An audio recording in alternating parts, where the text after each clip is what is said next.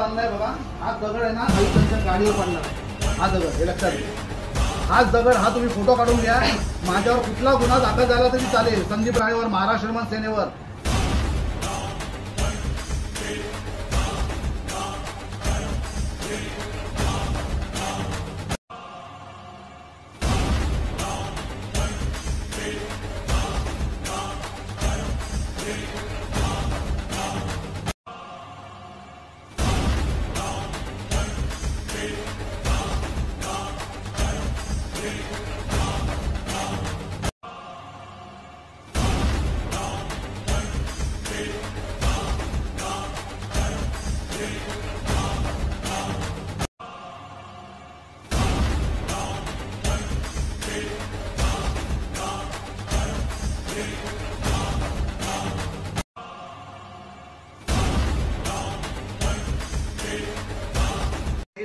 त्यांची जबाबदारी असून सुद्धा ही झटकण्याचं काम मीरा भाईंदर महानगरपालिका करते.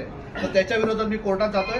आणि तुम्हाला मी सांगतोय, जर 10 दिवसामध्ये जर आयुक्त साहेबांनी मला वेळ दिली नाही तर मी हा दगड आणलाय बघा, हा दगड आहे ना आयुक्तांच्या गाडीवर पडणार आहे. हा दगड हे लक्षात घ्या. हाच दगड हा तुम्ही फोटो काढून घ्या. माझ्यावर कुठला गुन्हा दाखल झाला तरी चालेल, संदीप राणेवर, महाराष्ट्र सेनेवर. पण मी हा दगड कुठल्या तरी आयुक्तांच्या कुठल्या तरी अधिकाऱ्यांच्या डोक्यात टाकणार, गाडीवर टाकणार आहे. आणि ह्याची बातमी पुरी महाराष्ट्रावर होणार आहे हे पण तुम्हाला मी सांगतोय. आणि हाच दगड तुम्ही फोटो काढून घ्या. माझ्यावर कुठला गुन्हा दाखल करायला मी ऑन रेकॉर्ड बोलतोय. 2 दिवस 10 दिवस कामगारांच्या हितासाठी जर मला जेलमध्ये जरी जायला लागले तरी महाराष्ट्र सेना ऐकणार नाही. मी हा विषय धरून धरणार आहे. 10 दिवसाचं मी अल्टिमेटम दिलेलं आहे.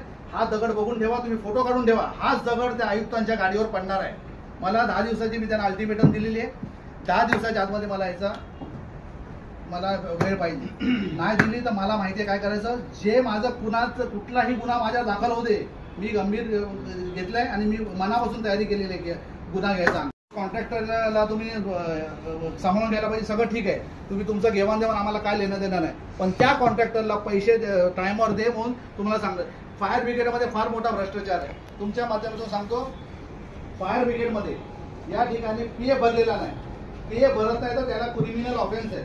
क्रिमिनल ऑफेन्स असून सुद्धा मीरा भाईंदर महानगरपालिका कानाडोळा करते. याच्यावर जातीने लक्ष घालून आयुक्तांनी त्याच्यावर निर्णय द्यावा.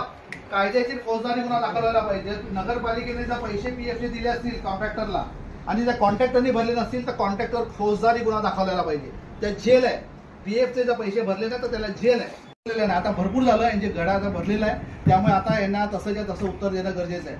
म्हणून मी आयुक्त असतील, ते उपायुक्त असतील किंवा जे कर्मचारी असतील त्यांना मी प्रामाणिकपणे परत एकदा विनंती करतोय, 10 तारखेच्या आतमध्ये पगार व्हायला पाहिजे. बस.